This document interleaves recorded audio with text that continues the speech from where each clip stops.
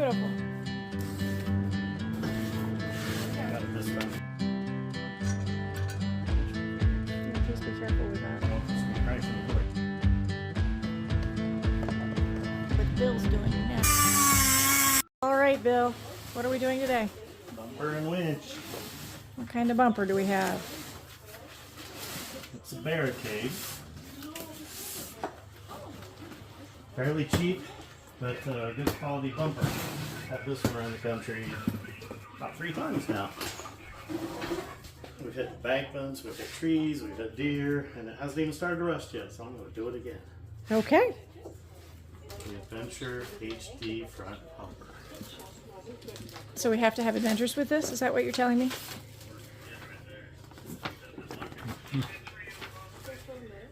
Are you actually going to read the instructions? Well, luckily it's mostly pictures. So that might be a yes.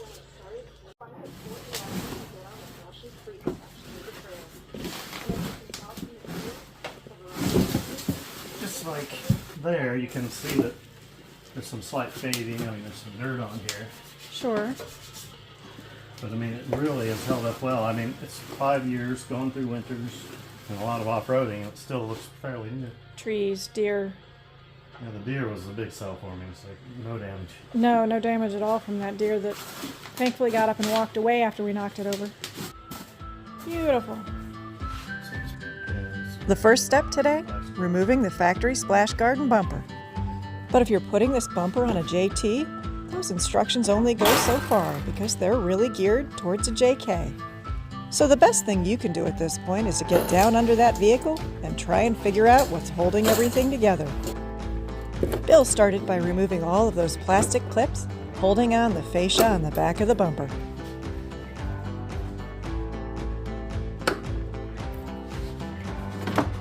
Next, he unclipped the wires for the fog lights. And then he removed that heavy brush guard. Once that was out of the way, it was much easier to get to those bolts on the rest of the bumper. But there always seems to be at least one thing that you forget to remove.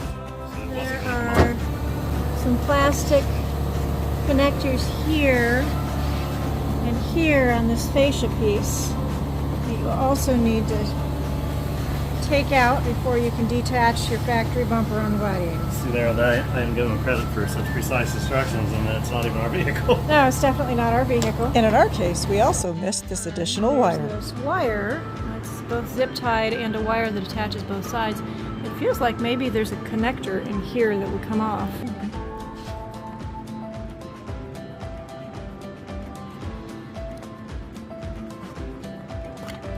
But once you finally get that factory bumper off the front of the vehicle, that's when the real fun starts. The directions say use Phillips screwdriver to take the fog lights out.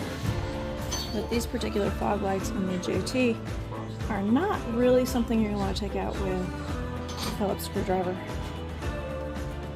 So again, those directions are probably great for a different model, but not for the Gladiator.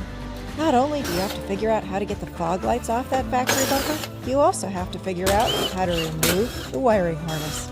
In our case, we removed all the bolts and that wiring clip from the front fascia piece so we could remove it. Of course I get that knuckle. Now you can lift it out because we need Now, everything attached to this wire. I wonder if this would fit in the back of my rock. Oh, you're going to love this, honey. It goes down into a hole, and it looks like you're still going to have to fish it through. Is that the precise professional way to do this?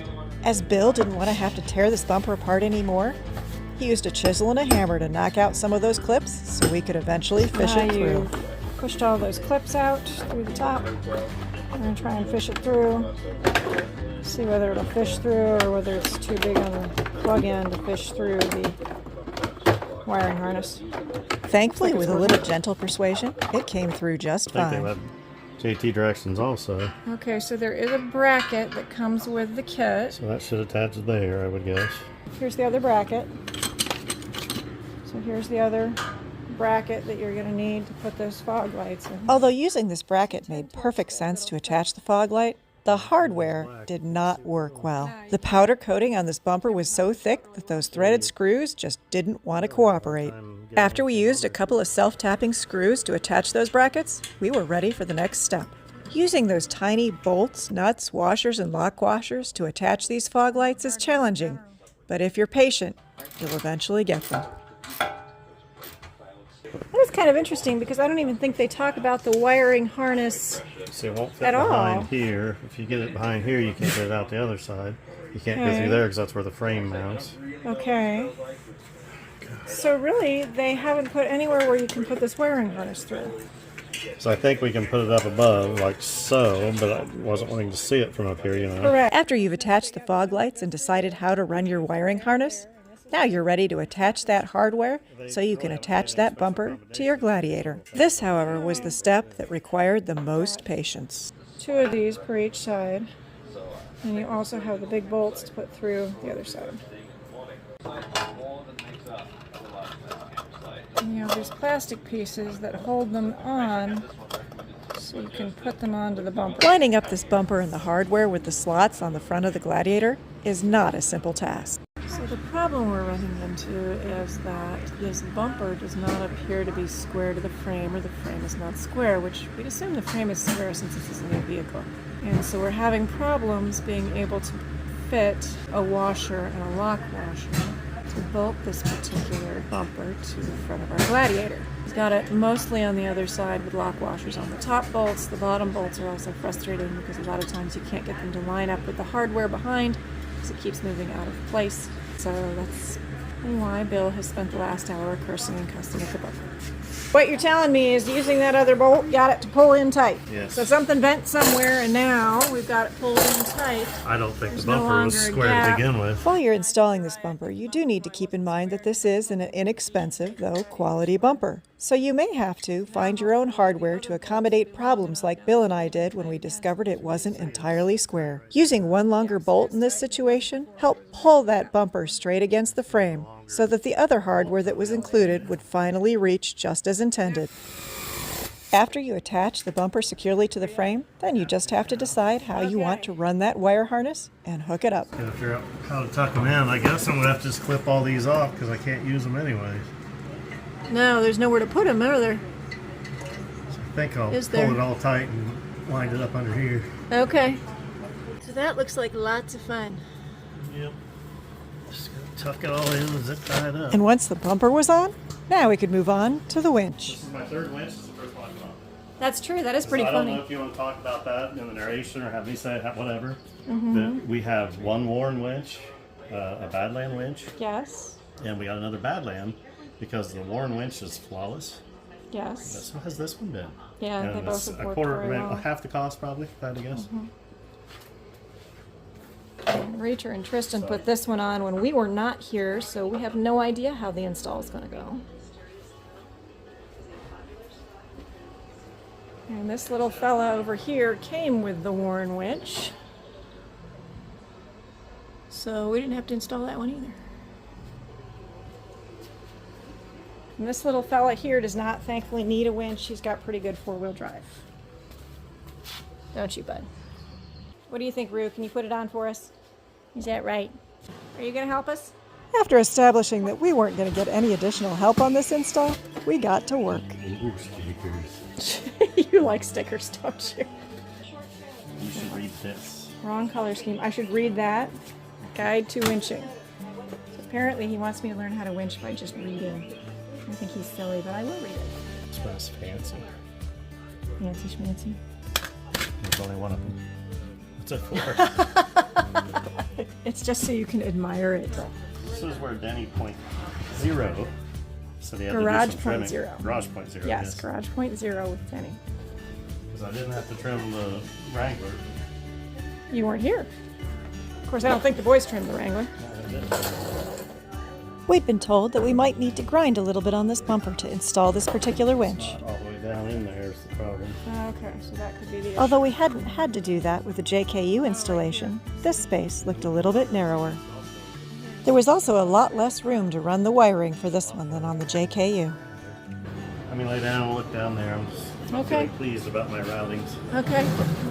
Well, looks like here I can run it through the grill, I'm glad to see. Okay. And then up through over here.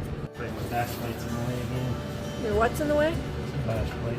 Oh, got it. Okay, so the bolt holes are actually lining up mostly. That's awesome. They're mighty close. Okay. We'll find out how often you cuss when we get to that point, whether they're mighty close or not I'd like really. them to be closer than the bumper was. Yes, the bumper was frustrating for you. Looks like I should be able to run through and then drop right down where I need to go. Okay. At this point, this install looked like it might go pretty smoothly because that wiring was going to go straight down through the grill right where it needed to be, and those bolt holes were pretty much lined up.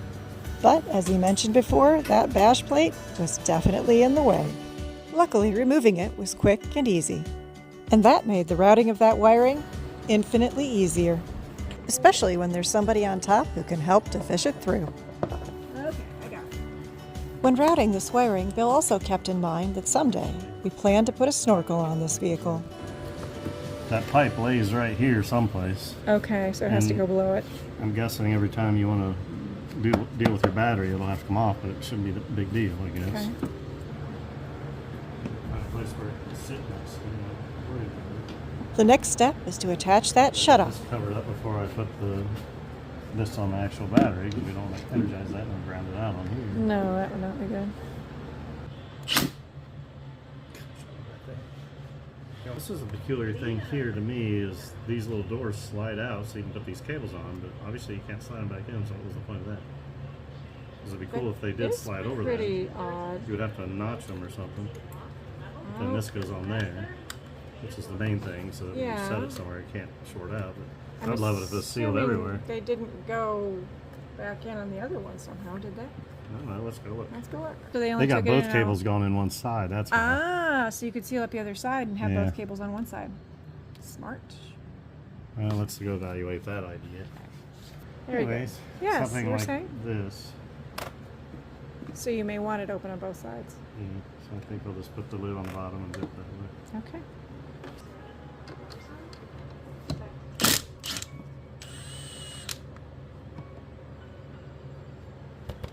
So you put the little box together. Those are really long screws, aren't they? Bolts. I have no idea. That's kind of weird. I'm just gonna throw a little dielectric grease on there. So what is dielectric grease? Through that corrosion, keeps moisture away. Okay. It's like hand lotion for your battery terminal. Hand lotion for your battery. I don't know if anybody's ever described it like that before, but at least it makes sense to me now. After you have the wiring and the shutoff run to the battery, It'll drive you crazy. don't forget to attach that ground wire. So I'm just gonna drop this down and go down and see if I find it.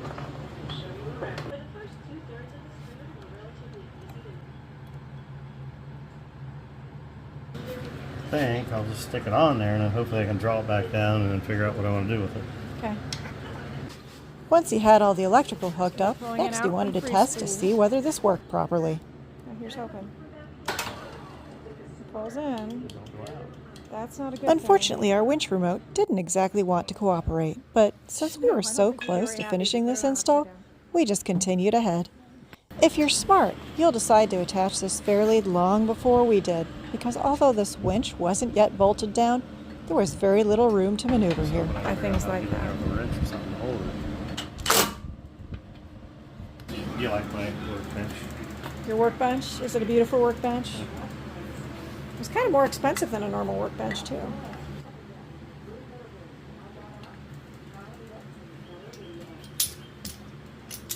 Look at that.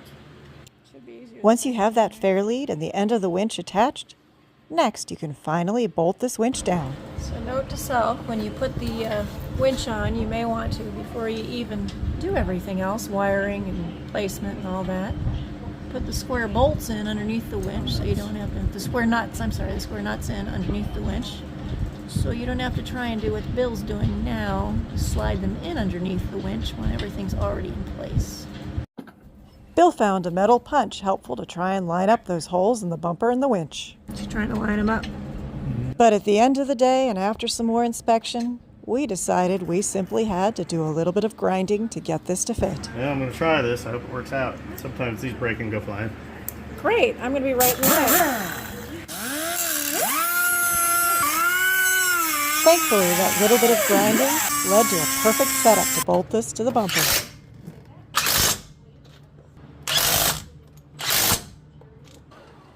The last thing we had to do was sort out the problem with the winch remote. The other remote for the JKU, it worked just fine on this unit, so we knew it was the remote. And thankfully, Harbor Freight replaced that remote with no major issues. Thanks, Harbor Freight, for making that so easy. So now that my otherwise stock Gladiator Rubicon has both a new bumper and a winch, my only question is, where are we going to take her first? Maybe it'll look something like this.